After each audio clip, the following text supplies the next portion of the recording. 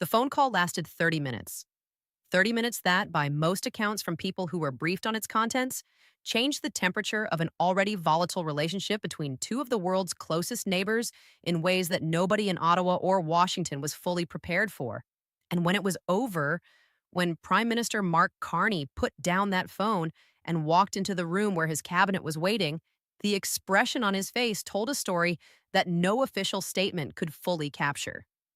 Because Donald Trump had just delivered a demand, direct, unapologetic, and non negotiable in its tone. And Canada's answer had left the White House in a state of stunned, barely concealed disbelief. To understand why this moment carries the weight it does, you have to understand the road that led to it. This is not the beginning of a dispute. This is the latest and most explosive chapter in a confrontation that has been building since the earliest days of Trump's second term, when he announced sweeping tariffs on Canadian imports and casually described Canada's prime minister not as the leader of a sovereign nation and the United States' largest trading partner, but as the governor of a future American state. That remark, contemptuous, deliberate, and delivered with a smile, ignited something in Canada that Trump may not have fully anticipated. It did not break the country, it unified it. Mark Carney came to power in March 2025, declaring that the old relationship between Canada and the United States was over, ended by the Trump administration's tariffs. Brookings. He won an election on that platform. He walked into the Oval Office in May of 2025 and, sitting directly across from the most powerful person on earth, delivered a line that reverberated around the globe. There are some places that are never for sale, Carney told Trump. And Canada is not for sale and won't be for sale ever. CNBC Trump's response, characteristically, was to smile and say never. But Carney did not flinch. He did not soften the message for the cameras or walk it back in the hallway afterward. He meant it. And Canada watched and for the first time in years felt something it had been missing, a leader who would not bend. But Trump does not respond to firmness by retreating. He responds by escalating. And the demand he has now placed on the table is an escalation that has caught even seasoned trade analysts off guard. Trump threatened to impose a 100% tariff on goods imported from Canada, warning that America could not allow Canada to become an opening through which Chinese goods pour into the United States. Euronews. The accusation was sharp, pointed, and politically calculated because it reframes Canada not as a neighbor and ally, but as a potential adversary, a country whose independent trade decisions are a threat to American economic security. That reframing is not accidental. It is a negotiating weapon, and it is being wielded with full force. Carney's response was to look the president directly in the eye through a phone call that lasted half an hour and tell him plainly, "I meant what I said in Davos." Fortune. At the World Economic Forum, Carney had stood before the world and declared that middle powers must act together, that the world had changed, that Washington had changed, and that there was almost nothing normal about the United States anymore. He did not mention Trump by name. He did not need to. Every person in that room knew exactly who he was talking about. And now, in a private call with the president himself, he repeated it without apology. Canada was the first country to understand the change in U.S. trade policy, Carney said, and Canada is responding to that. Fortune? The response that has the White House shaking is not just rhetorical, it is structural.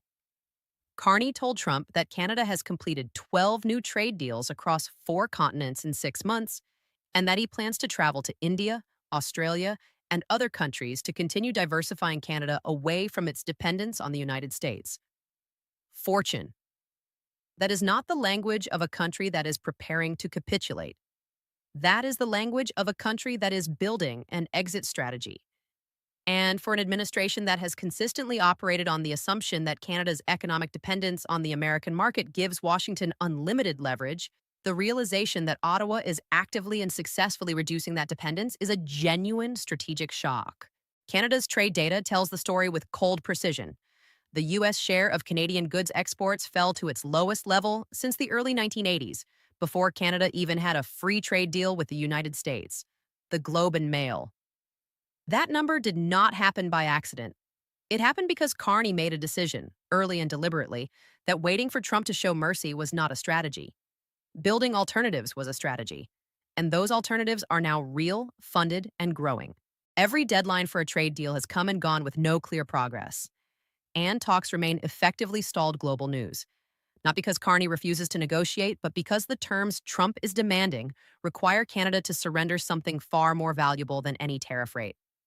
They require Canada to surrender the idea that it is an independent nation with the sovereign right to make its own economic decisions.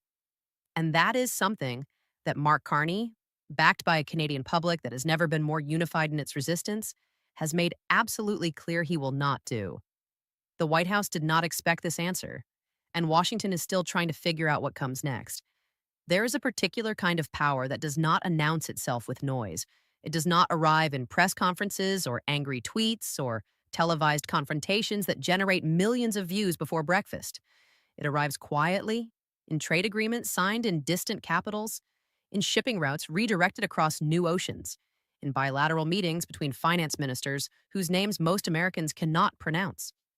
It arrives in spreadsheets and export figures and diplomatic cables that never make the front page. And by the time the country that has been outmaneuvered finally notices what has happened, the architecture has already been built, the foundations have already been poured, and the leverage that was assumed to be permanent has quietly, methodically, irreversibly dissolved. That is precisely what Mark Carney did to Donald Trump.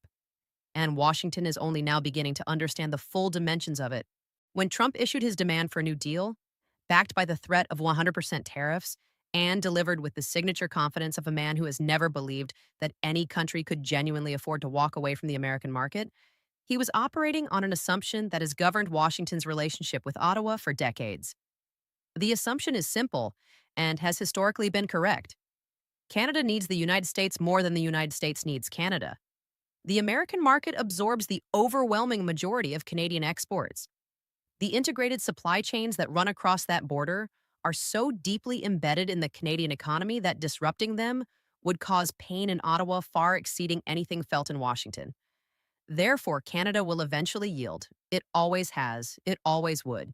Carney decided, early and with complete deliberateness, that this assumption needed to be destroyed, not challenged, not negotiated around, destroyed. Because as long as it remained true, Canada would always be negotiating from a position of structural weakness, and every future American administration, not just this one, would know it could extract concessions simply by threatening to turn the economic pressure dial. The only way to permanently change the negotiating dynamic was to permanently change the underlying reality. And that is exactly what he set out to do. 12 trade deals across 4 continents in 6 months is not a diplomatic footnote. It is a strategic revolution. It represents a fundamental reorientation of the Canadian economy away from the assumption that proximity to the United States is destiny. Each one of those agreements opens a new channel for Canadian goods, a new relationship with a new market, a new layer of insulation against the pressure that Washington can apply. Individually, none of them replaces the American market. Collectively, they begin to build something that has never existed before in the modern era of Canadian trade policy. Genuine alternatives, real ones, funded, operational, and growing. And the numbers that sit behind those agreements tell a story that is even more striking than the agreements themselves. Canada's dependence on American export markets has fallen to its lowest point since before the original free trade agreement was signed in the 1980s. That is not a rounding error or a statistical anomaly. That is a structural shift of historic proportions achieved in a compressed timeline that would have been considered impossible just 2 years ago. It means that every percentage point of trade that has moved away from the American market and toward Europe, Asia, Australia, and India is a percentage point of leverage that Trump no longer holds. It means that the tariff threat, which was designed to be existential, is becoming something Canada can absorb. Not without pain, but without surrender.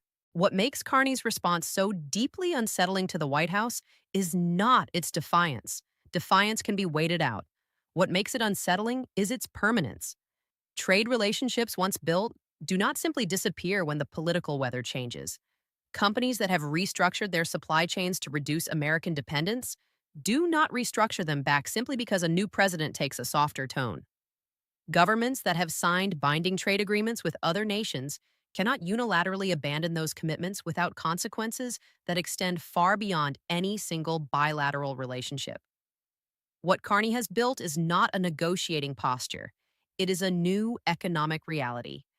And new economic realities, unlike negotiating postures, cannot be dissolved with a phone call or softened with a better offer.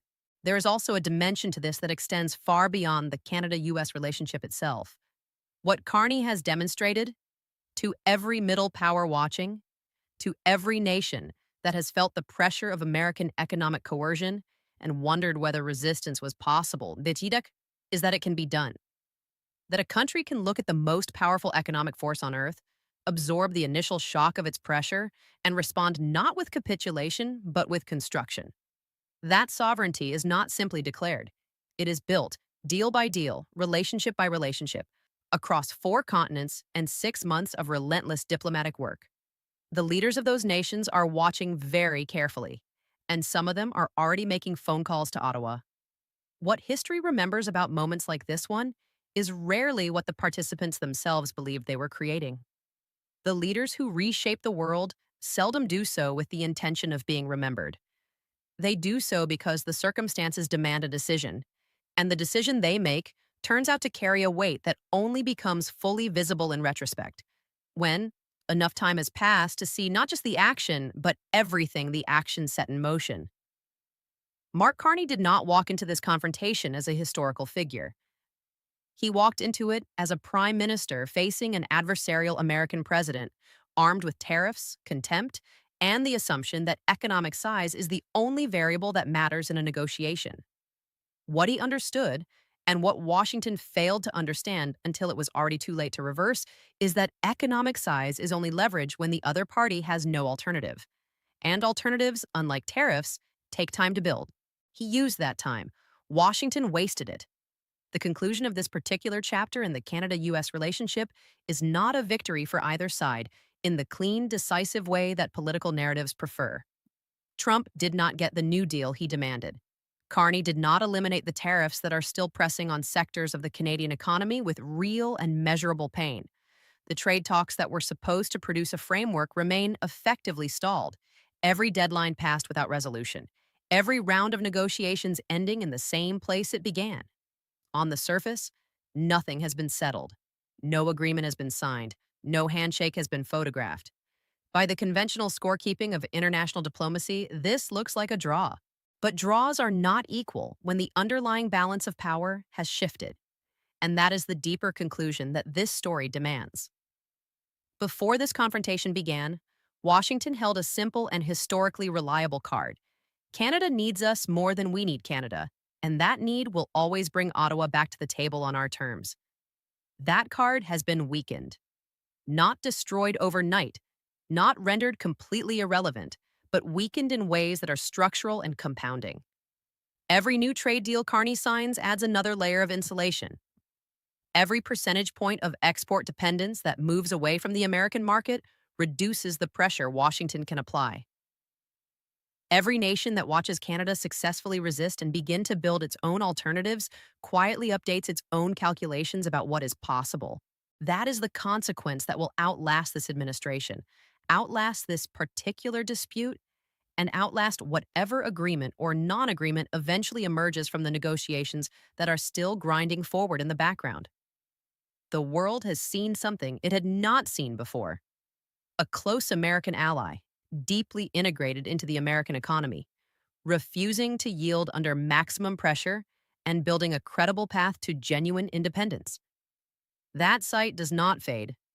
It gets studied, replicated, and built upon by governments on every continent that have quietly been looking for a model. Inside the White House, the shock of Carney's response has settled into something more complicated than anger. Anger is simple and energizing. What replaced it is the more difficult feeling of confronting a situation that the usual tools cannot fully resolve. More tariff threats cannot undo trade agreements already signed with other nations. More inflammatory language about Canada's sovereignty cannot reverse the export diversification that has already happened. More demands for a new deal cannot change the fact that the man on the other end of the phone has a mandate from his own people, won in an election, fought explicitly on the question of how to stand up to Washington, that makes capitulation politically impossible as well as personally uncharacteristic. The relationship between the United States and Canada has survived wars, recessions, political upheavals, and decades of negotiation that tested the patience of both sides. It will survive this too. The integrated economies, the shared border, the cultural and historical ties that run deeper than any trade dispute, none of that disappears because two leaders reach an impasse. What will not survive, what cannot be restored simply by returning to the old assumptions, is the belief that Canada's proximity to the United States makes its independent judgment negotiable. Carney has made that belief untenable. He has made it untenable not with speeches alone, but with signed agreements, redirected supply chains, rebuilt relationships, and a Canadian public standing more firmly behind its own sovereignty than it has in a generation. Washington demanded a deal. Ottawa built a different future. And the world watching every move of this confrontation from the outside has quietly taken note of which approach is still standing. The most powerful negotiating position in the world turns out to be the one where you genuinely no longer need the deal being offered. And everyone in the room knows it.